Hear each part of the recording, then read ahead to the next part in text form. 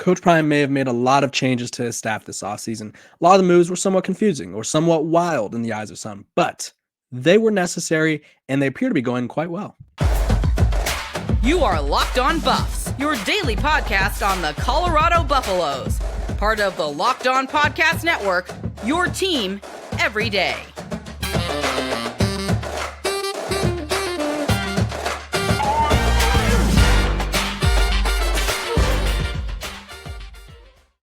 Welcome to Locked On Buffs. I am your host, Kevin Boulder. Today's episode of Locked On Buffs is brought to you by our sponsors over at the Locked On Podcast Network. It's your team every day for free and available wherever you get your podcasts. So make sure to like, subscribe, follow, give us those 5-star ratings. We appreciate all the support that you guys give. Coach Prime and Colorado are enduring spring ball. It is week 2 of spring ball, and there was a lot to be said today when Coach Prime talked to the meeting after the spring ball session. So there was a few things that stood out to me. It was him, Pat Shurmur, and then Robert Livingston, the new defensive coordinator, all speaking to the media. And there was a couple things that stood out. One of which was the changes that needed to be made, which was hiring Pat Shurmur or promoting Pat Shurmur, if you will. I think, and you're probably going to be like, you were kind of against this move. I think the timing of the move this past season could not have been more chaotic and not have seemed more like a cluster, you know what, but the move is better for the future of the offense. The move is better for the continuity of the offense. I think Sean Lewis was a little too gung-ho on doing things his way, and I think ultimately we saw that his way could work, but at the same time, it was not working the way it could have been or should have been because they didn't have the personnel. Now, a lot of that goes on whoever evaluates and lands the personnel. So I feel like Coach Prime, the recruiting and talent acquisition staffs, everyone's to blame for the offense line they had last year. Everyone's to blame for their tight end situation that they had last year. Everyone is to blame for what went down last year. But moving on, they bring in a new offensive line. They bring in a much better offensive line, and they bring in a couple tight ends. They just added another one recently as well. That can help this team be better for years to come. That can help this team compete right away because they couldn't block. They couldn't even have running backs or tight ends help and chip the defense linemen or the pass rushers because the tight end, Mikey Harrison, while he was a good weapon, Shedeur liked throwing to him, he was not a good pass blocker. He just was not a tight end, really.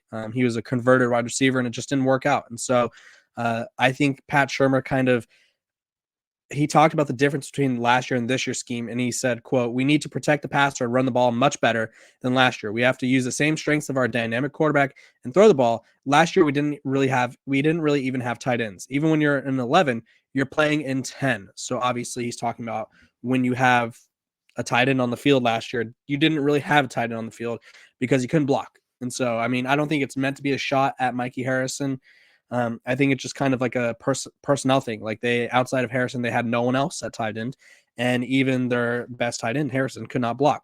So he's talking about running the ball, which is important. I think Sean Lewis wasn't really grasping the importance or figuring out ways to allow for them to run the ball, figure out ways to get running backs in space. They did a couple of little pitches here and there, but it's like they would totally abandon the run by the second quarter. And it was like, okay, we ran the ball 7 times in the first quarter. It's time to stop. We tried. And I think Pat Shurmur is going to be a little more conscientious of making sure they instill the run game and making sure that they actually run the ball. He talked about Shedeur as well, saying he's got an uncanny ability to throw the ball accurately. He has a really good feel for it, what's open, what's not, and where to put the ball. We just got to improve on all those things. And so I think the best way to help Deion Sanders, who's probably at worst a top 10 pick next year, is to put him in an offense that complements him more than one that, because I think the biggest criticism for Shedeur was everyone was like, he wants to be the superhero. He wants to play Superman ball. He wants to be the hero. And it's like, I don't know if he wanted to be necessarily the god of Colorado or the savior of Colorado. Their defense was bad. Their offensive line was bad. And oftentimes they couldn't run the ball. So it came down to him making plays. And I think him making plays forced him to make some mistakes in terms of holding on to the ball for too long. And I think that could be what people are referring to. But I think Shedeur, with a better team around him, will kind of have a bigger season. Moving on from what else was discussed at spring ball today, Coach Prime talked about Rick George being the athletic director of the year. He talked about the running backs. He said he looks good. Sevia and Dylan Edwards all look good too. He was talking about Alton McCaskill. And he says we may add to that room as well. Like I've been saying, they need to, because obviously one person goes down and you're already kind of you're already a little thin. And then he also talked about the new offensive line coach, Phil Loadhall, and said, shoot, his knowledge, his thought process, and this is why he hired him. His thought process, the way he came to the interview ready and prepared, what he could do, what he could add to the room, he just had a commanding presence. He checked every darn box and then some. He's a gem. Thank God we got him, because he's an undurn believable. He is undurn believable. He's been there and done that, and gives him instant credibility in his room. That room's going to be good. They're nasty. There was a fight today, and it was a good one. God, it was a good one. So obviously Coach Prime's still loving the little altercations between the players. And then he also just talked about Jordan Seaton a little bit in passing, and kind of hyped him up a little bit. And so, yeah, I think a lot of what Coach Prime said was interesting in the sense that he likes the changes that he made to the offensive line coach. I think he likes the changes that he made, or that Pat Shurmur is making. And I think that he also addressed some possible rooms which needed some more talent. And I'm going to talk about one of them later, as you guys can see, because you guys got all but hurt yesterday about me talking about how bad the linebackers were. And I'm going to quote Coach Prime, because you told me I was hating. I want you guys to go tell Coach Prime that he's hating, because this is from the man himself. So biggest spring ball takeaways thus far are everyone seems to be on the same page. Everyone seems to be pleased with where things are going. And there's still room for growth, which is as expected. It's only been 4 days or 3 days of spring practice. And I think Colorado is going to be in a much better position heading into their spring game and heading into fall camp this year than they were last year. Because honestly, last year, I imagine Coach Prime was coaching some players that he knew he did not want on the team. I know there was a lot of controversy over him cutting people. I imagine there was a lot of guys that were, I know there were, because I went to the spring game and interviewed and kind of just looked around, and it was like, yeah, a lot of these guys won't be here. He was kind of imploring guys to leave. And now he's got the guys he wants. And now he has the coaching staff he wants, the players he wants. And so I think there will be much less of a transition period this time around. I still think they'll have to integrate some guys in, but it's going to be much better than where they were last year. When we come back, we're going to be talking about why Coach Prime does not do at-home visits. He addressed it, and I think it's interesting, and I think it could be something that comes back to help or haunt him, depending on how you view it. This episode of Locked on Buffs is brought to you by our sponsors over at Bettor Together. Bracket but already busted. Tired of the same old daily fantasy grind where you make a roster, cross your fingers, and hope for the best, or losing on the last leg of your pick'em entry? Introducing Bettor Together, the first cooperative daily fantasy platform where teamwork triumphs talent, and you can play with friends, not against them.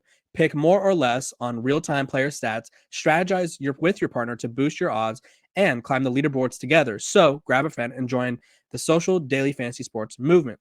You could play with like your friends. You guys could team up, kind of go with your favorite team or go against your favorite team, someone else's, go against another buddy's team just to mess with them. I encourage your fans to go make an account and have some fun. Encourage you guys to show that they're the best players by participating in the Fan Challenge Series for a chance to win real money prizes.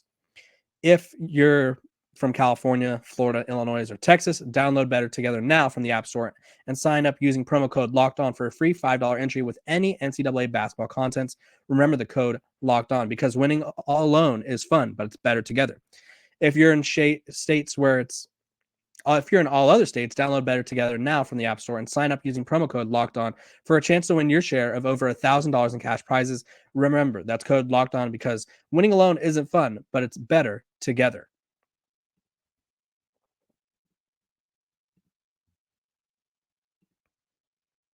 This episode of Locked on Buffs is also brought to you by our sponsors over at eBay Motors. Passion, drive, and patience. It's what brings home the winning trophy, and it's also what keeps your ride or die alive. eBay Motors has everything you need to maintain your vehicle and level it up to peak performance, from superchargers, roof racks, exhaust kits, LED headlights, and more. Whether you're into speed, power, or style, eBay Motors has got you covered. With over 122 million parts for your number one ride or die, you'll always find exactly what you're looking for. And with eBay Guaranteed Fit, your part is guaranteed to fit your ride every time or your money back. Because with eBay Motors, you're burning rubber, not cash. With all the parts you need at the prices you want, it's easy to turn your car into the MVP and bring home that win. Keep your ride or die alive at ebaymotors.com. Eligible items only. Exclusions apply. eBay Guaranteed Fit is only available to U.S. customers. Welcome back to Locked On Buffs. I appreciate you guys for tuning in and making me your first listen of the day. Sorry about the late episode today. I actually got locked out of my house, which was really random. But yeah, took my dog for a quick stroll. And next thing you know, I couldn't get into my house because the door had locked and I had no key. So now, anyway, I want to thank you guys for giving me to 5,000 subscribers on YouTube. And I want to thank you guys for all the support that you give me. Make sure to like, subscribe, follow, give me 5 stars, and let's go on a fun journey together.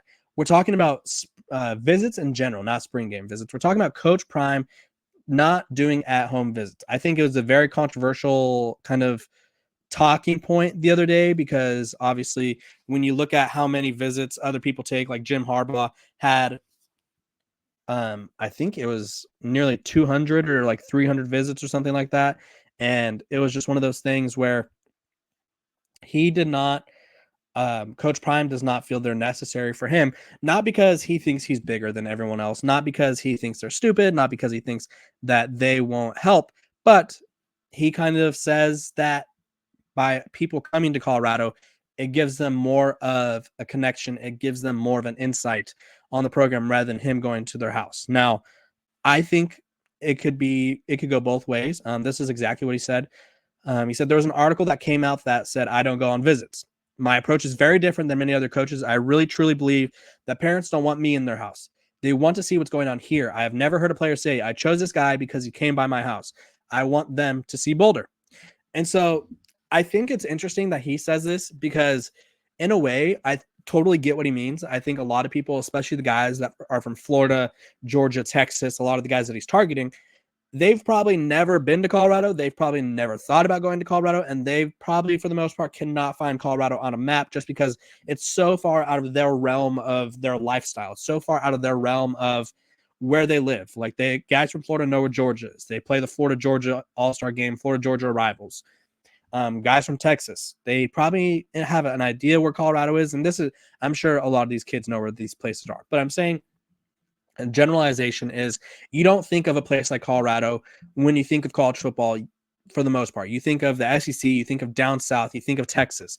And so a lot of these kids are like, maybe I do need to go out to Boulder. Coach Prime's there, and I think it could give me a good idea of whether I want to be there or not. And so I totally get that I understand why he's saying that because I do think a lot of these guys, it's probably more important to take a trip to Boulder if you're from Tallahassee than it is to take a trip to Florida State because you kind of already know the landscape, if you will.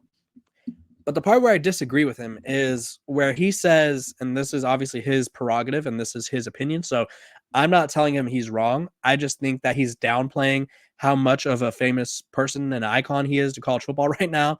He said, I had never heard a player say I chose this guy because he came by my house. And I think that's probably true. Like, I don't think a lot of recruits are like, you know what? What really set it apart was his at-home visit. He liked my mom's mac and cheese, or he liked, I don't know, her chicken or her baked ziti, whatever it is. But I think when someone like Coach Prime, who, like I said, is the most famous college football coach, he's probably in all of American sports right now. I don't want to group in European sports because then we're going to get really complicated. Then you've got the Ronaldos and the Messis of the world, which I guess Messi's in America now. But anyway, in American sports right now, I would say he's at worst one of the 5 most influential and 5 most famous people in American sports. So I'd probably put up LeBron, Messi, since he's in America, Patrick Mahomes, Travis Kelce with Taylor Swift now, and then Coach Prime. I feel like there's probably room for other names to be thrown out there. Throw them out there. You're probably right. But he's up there. He's around there. He's in the top 5 of the most famous and most notable, iconic people in sports right now.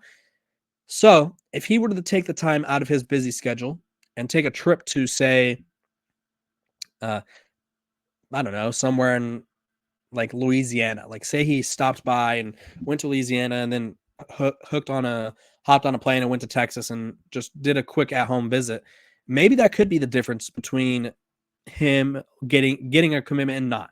Maybe for some people that are kind of wanting that more family feel, even though Coach Prime values family, he values God and all those relationships. To some people, maybe by him not doing these visits, they don't think that he's as family oriented as other coaches are who come to their home and kind of discuss things with their parents. And now, obviously, Coach Prime says he wants them to come to Colorado, which I totally get, but maybe it could only help him more is kind of the point I'm getting at. So I thought that was interesting.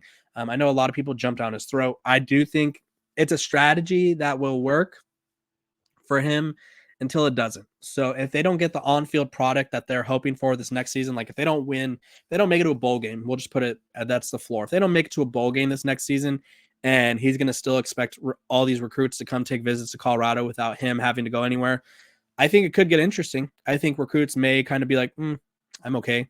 I think that could be something that harms him. But obviously, I think Colorado's going to do quite well. And I think if anyone could pull this off, it's him. He's got the cachet, he's got the name, he's got the fame. And I do think he'd be the one to kind of pull it off. So it'll be interesting to see how this develops. Does he try to do things more traditional down the stretch? Is there a recruit that he thinks there will be worth going to an at-home visit for? We'll just have to wait and find out. I think it's something that makes sense the way he puts it, but I also think it could only help him out more if he does go on select visits. Because imagine if Coach Prime said he's only going to visit 20 recruits. Imagine being one of those 20 where it's like, dang. Because all these coaches, which I didn't even realize how high the numbers were, there are hundreds of visits. They're going, like Steve Sarkisian in Texas, for instance, he's going from Austin to Dallas to Houston to wherever, to San Antonio.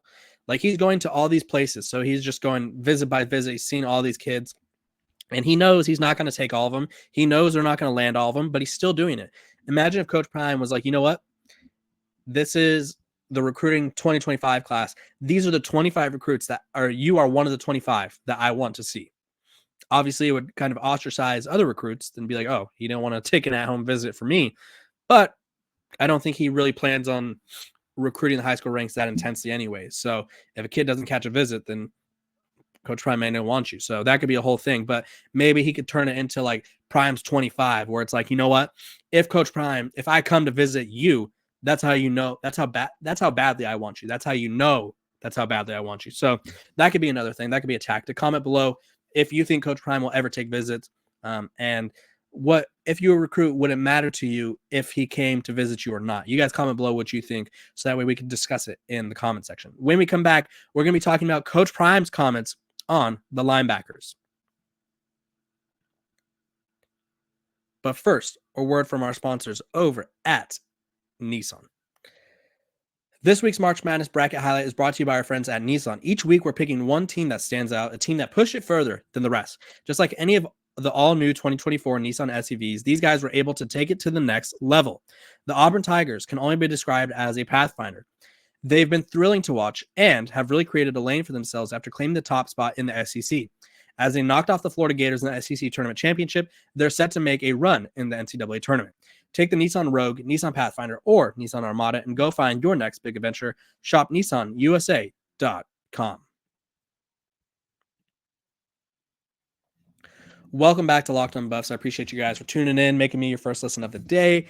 I appreciate all the support. We just got to over 5,000 subscribers, and now we're on the quest for 6. I appreciate all the support that you guys give me. Make sure to give me 5 stars on Spotify, Apple, wherever you get your podcast. I greatly appreciate it. Let's dive into the linebackers. I talked about it yesterday because obviously I felt like the loss of Demoy Kennedy was bigger than people realize. Obviously, he didn't play a lot. So you're probably like, how is it a big loss if he didn't play? Well, they had no depth, and losing him takes away whatever depth they did have. I know that they're not going to use a lot of the players that they're not going to be fielding 5 linebackers at a time. They're not going to be really like pushing the envelope with the linebackers, but you look at what they have at the linebacker position. They have Levante Bentley, they have the Wade twin, they have Trevor Woods, and they have 4 redshirt or true freshmen in the fray, and then they have Jalen Wester. I know a lot of people are confident in Wester, a lot of people are confident in these youngsters, and I think these guys all have potential. I really do.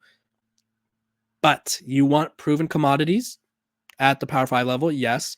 And you also want depth. So even if Jalen Wester is a bona fide star with Levante Bentley, You have no depth. You have Trevor Woods and then a group of freshmen. You have Brandon Gant, who has not played.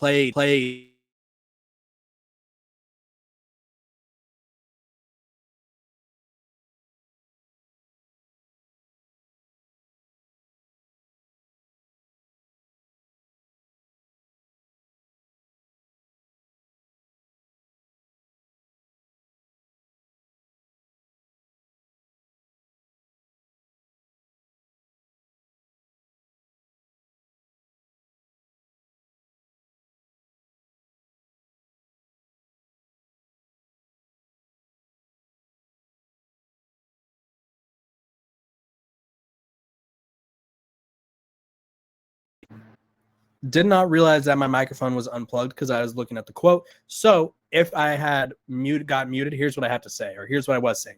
Coach Prime was talking about the linebackers. I talked about him yesterday. I know that Jalen Wester's there. I know that Trevor Woods is there. I know that Brendan Gant's there. I know that Levante Bentley's there. They have 4 guys that are like solid, I would say. The position room is concerning. They don't have depth. They are lacking depth. That's why I said the DeMoy Kennedy loss was huge, just because they didn't have room to lose anyone else. Coach Prime talked about the linebackers today. He talked about the trenches. So this was him addressing the trenches. He said, we're trying to address that for some time now, or we were trying to address that for some time now. We feel as though we addressed a multitude of needs. We could use a little more depth at the linebacker positions. We know what we still have coming. So obviously Coach Prime is worried about the linebackers. I totally understand why you guys could be upset about me saying that the linebackers are not where they need to be. But if you look at this team and you look at how football goes and how the Big 12 goes, the Big 12 is very physical. The Big 12 is much more physical than the Pac-12. Iowa State wants to run the ball down your throat. Utah, who was the most physical team in the Big 12, or in the Pac-12, they want to run the ball down your throat. All these teams, Baylor, super physical. UCF is going to be physical. Kansas State, they want to run the ball down your freaking throats. And Colorado did not have the defense to stop it last year. And right now, they do not have the linebacker group to stop the run effectively all game long. They will get tired. They do not have the bodies to rotate in. They just don't. Coach Prime acknowledged it. I'm telling you guys that it's not me trying to be like their linebackers aren't good. They don't have enough linebackers. They really don't. They need more bodies. They need more proven commodities. And I do think that if they get a couple more during the fall camp or during the spring period, I think they could be a totally different defense. And I think this defense could kind of be a strength rather than a weakness in 2024. If you guys agree or disagree, comment below and we'll hash it out in the comments as we do every day. I appreciate all the support that you guys give me. Appreciate all the followers, the subscribers. Make sure to like, subscribe, follow, give me 5 stars on Spotify, Apple, or wherever you get your podcast. I appreciate all of you. Hope you guys have a great day, and I will see you guys tomorrow.